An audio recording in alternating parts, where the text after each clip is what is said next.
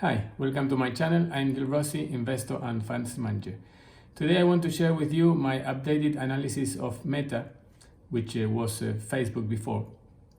They reported fourth quarter results on February 2nd after hours, and as you can see here, the stock dropped dramatically that day, 23% approximately, and then the pressure didn't stop because the stock kept dropping, and it dropped on Monday 5%.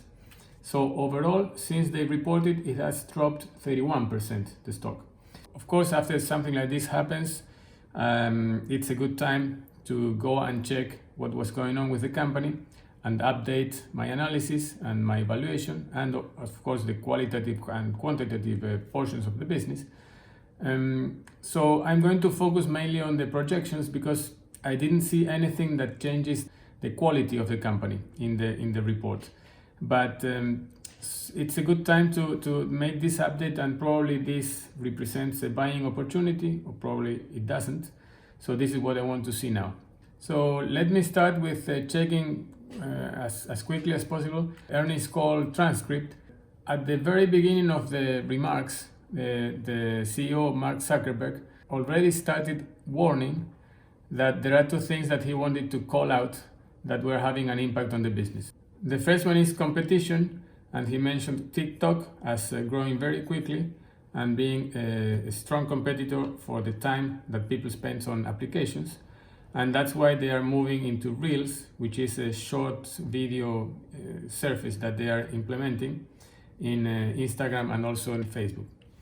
The second area that he wanted to mention was related to the Reels, and he's mentioning that the shift towards this medium that is lower monetization than newsfeed, and they're going to continue to see this pressure in the near term. But what he's saying is that he is optimistic that they will get where they need to with Reels, as they have done with others in the past, stories and the transfer from desktop to mobile and all that. Sandberg, the CEO, also mentioning about some headwinds, and she said on top of the ones that Mark described, the competition and the shift towards a short form video, they are lapping a period of strong demand.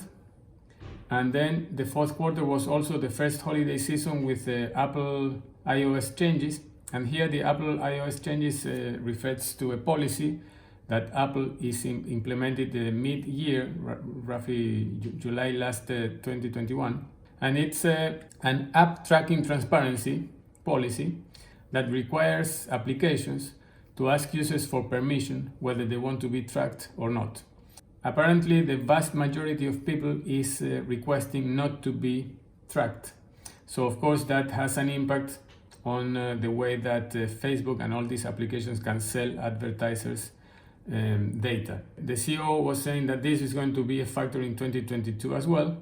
And the other one that they were mentioning was the global supply chain disruptions and the shortages for labor and inflationary pressures, all having people shopping earlier in the holiday season to avoid these issues. She discusses the Apple headwind in a little bit more of detail, saying that it creates two challenges for advertisers. One is the accuracy of the ads targeting decreases, and the other one is that the measuring those outcomes becomes more difficult. So they are working to try to improve things, but they expect that these two, targeting and measurement, are going to be headwinds in the first quarter and also throughout 2022. And I think here is where it starts to get a little bit problematic, let's say, for the street. So let me summarize what we just learned. Competition, one headwind, transition to lower monetization surface like Reels, lapping strong demand, the first holiday season with Apple ATT, demand moving earlier in the holiday season, and of course moving demand to the previous quarter. And then, not mentioned in the couple of slides I showed you, but Reality Labs investment, the investment in the metaverse, is also playing a role in the operating margins and of course in the results. So to me, competition and the Apple ATT policy pressure, if they are lasting and they cannot sort of repair this, or they cannot compete well, this is going to be an issue that's going to affect, of course, the value of the company.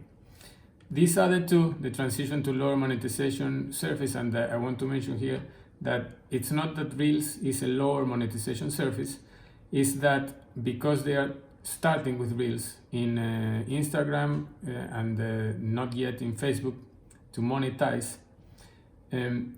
of course they are getting a lower monetization overall, but eventually they should get to the same level of monetization with Reels that they have with a news feed and all that. So to me, this is only something to keep an eye, but nothing that I would change. It would change my mind about the company, because I have faith that they can do what they've done in the past, this transitioning being to be successful.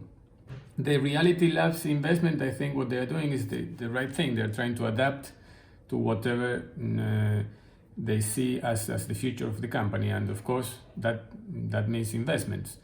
If these investments doesn't play out well and the investments are quite large, well, of course that's going to be a problem. But to me, that doesn't yet tell me that the future of Facebook or Meta is in trouble. And these other two are nothing to worry. I mean, lapping a strong demand has no impact on the value of the company or on the quality of the company, and the demand moving earlier on the holiday season doesn't have any effect as well. So if we discuss each of these in a little bit more detail with the revenue here, if you see the revenue, the quarterly revenue of the company, you wouldn't, without knowing these headwinds that they just mentioned, you wouldn't really see any problems here. In fact, it's accelerating so fast here in the last quarter, even more than this quarter and this quarter, these fourth quarters of these years, except for this one, which was 2020, and of course they're mentioning it here, the strong demand for 2020. So just judging by this, I don't see any problem.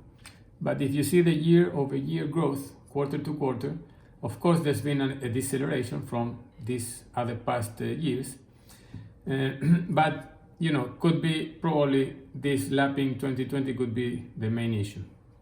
Competition, if we see, they mentioned TikTok many times in the call, but TikTok is nothing new. I mean, they reached 1 billion probably in September users, monthly users.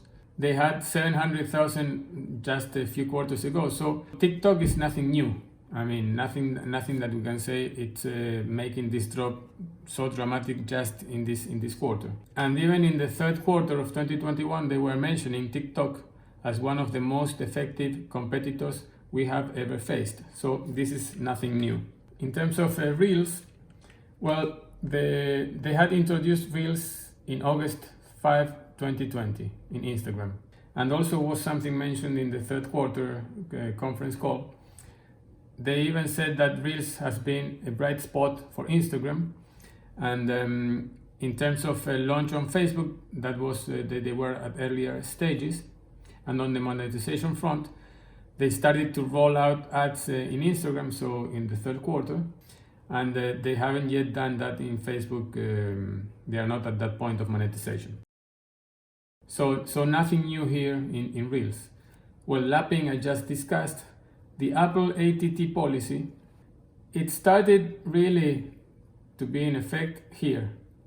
So this full quarter had already been affected, and now this one as well. So half a year has been affected. So this is nothing, in my view, related only to the fourth quarter. It should have also been something in the third quarter. This policy doesn't affect Facebook or Instagram alone. They also affect Snapchat and Pinterest and all other applications that need the data from users. And when Snapchat and Pinterest reported one day later than Meta, they didn't show any sign of this Apple new policy being an issue. In fact, they reported better than expected results, top line and also bottom line. I'll discuss a little bit in a minute about this, but let's finish here. The supply chain issues and the moving forward of the demand, I don't see here. It doesn't show here. And the metaverse investment was something that was mentioned in the previous quarter, in the third quarter. And in fact, in the third quarter, they talked about 10 billion, the impact that was going to have in 2021 results. So this, I don't think as the problem either. So let's go to what happened with other social media. If you see, this is the moment that Facebook reported. So all Snap and Pinterest, both of them fell dramatically as well. But then after, Snap and Pinterest reported, and you see that the stock recovered quite nicely. So in the case of Snap, even though they have been having the same issues than Meta in terms of the Apple policy and also labor shortages and the supply chain issues, they reported better results for top line and bottom line. I mean, better than expected. And in terms of Pinterest, they posted a really strong result for fourth quarter 2021, which also exceeded consensus. And then in one of the questions that Dave Wenner was asked, he related to Apple new policy. This is what he had to say. We believe the impact of iOS overall as a headwind on the business in 2022 is going to be in the order of 10 billion. So pretty significant headwind for our business. I think that this is the main reason why the stock was dramatically affected in price in just one. So of course 10 billion is a pretty significant number, but I'm willing to give the company the benefit of adjusting to it over the medium and the near term. I think that they have many different avenues that they are implementing to work around this Apple new Apple policy. And I saw how Snapchat and also Pinterest were not that much affected by this policy, so I'm willing to wait a little bit and see. The other information we saw in the quarter that I haven't mentioned yet is daily active users for Facebook came down 1 million below the previous quarter. And this is something that has never happened. Every single quarter, the daily average users grows substantially, but now, as you can see, it not only didn't grow fast enough, but it declined for 1 million. But let me show you something. If we draw this line, which is the growth that the company was experiencing before, you see that this quarter's users is in line with this growth. So you can probably say that this acceleration was due to the pandemic and was an advancement of the growth of daily users. That could be one way to read it. The other is that, of course, when you have almost 2 billion people, it's unavoidable that you're going to start to see quarters in which the growth starts to slow.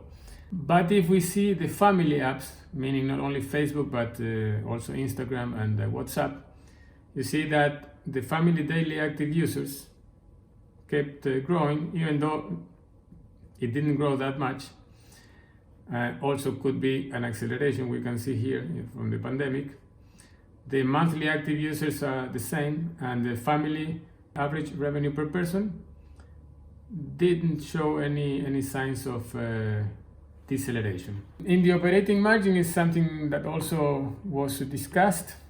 We can see that in a graphical form, the operating margin for the company, it's similar, let's say, or even better than the past. It's improving. In terms of the family of apps, it is decreasing a little bit, but of course 50%, 45% of operating margin is really still a very good margin. But what they showed for the first time is how much they are losing. The Reality Labs and all the metaverse investments, it's 10 billion in 2021. Even so, 37% is a quite good margin, and this is the number that I'm going to use for my projections. For reference, let me show you an article back in April from Barron's that they said that Wall Street expected overall revenue to jump 25% this year to 107.8 billion. This is Facebook's.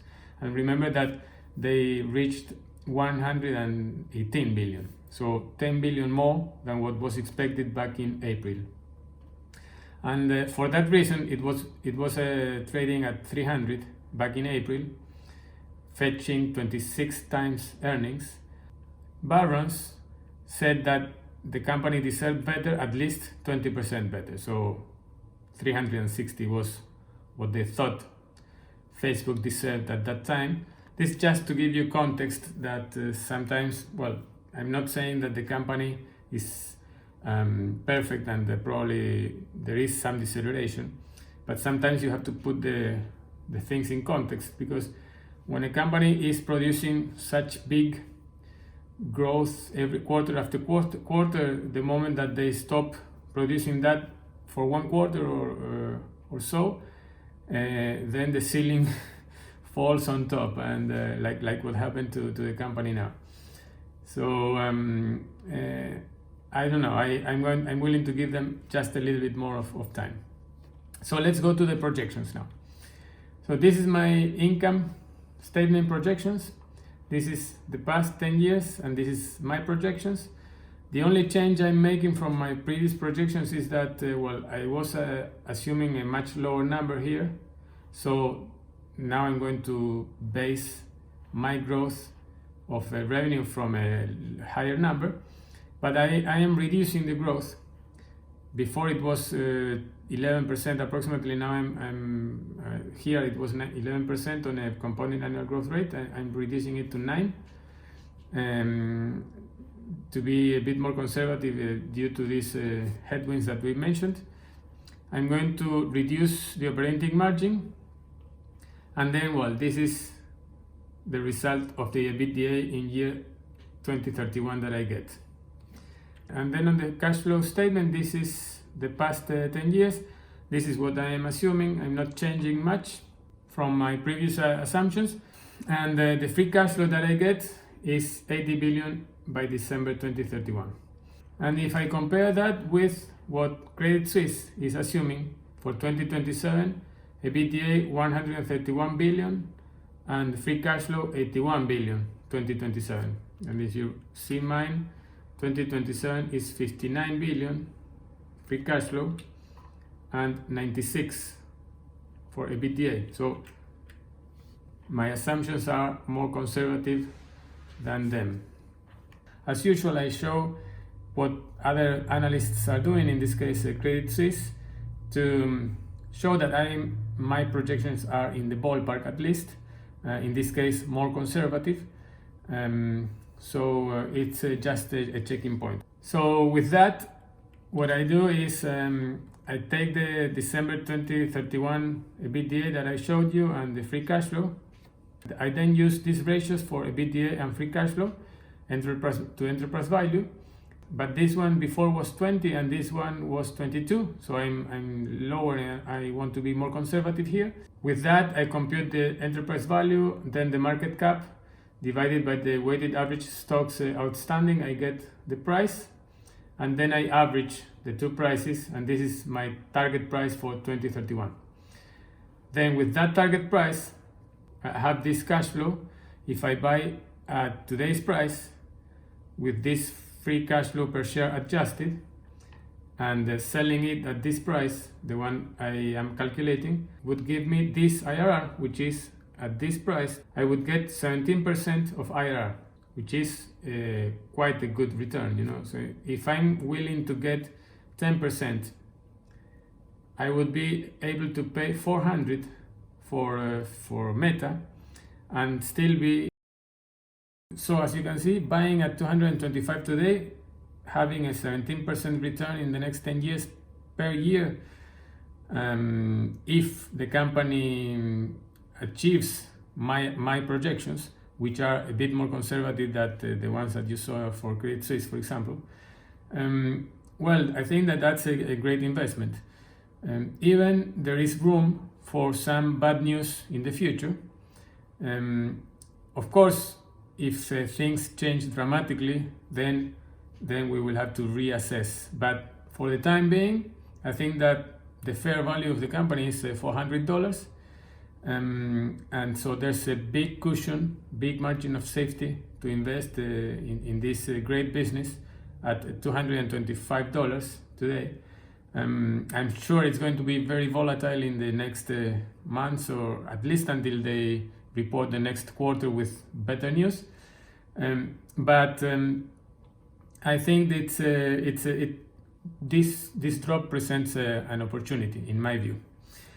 Okay, so that's all. I hope you learned something. If you did, please give it a thumbs up to the video, and I'll see you soon, probably in a week's time, with another video. Probably the next one is going to be Amazon, an update of that valuation, and that's all for now. So thanks very much for watching. Bye bye.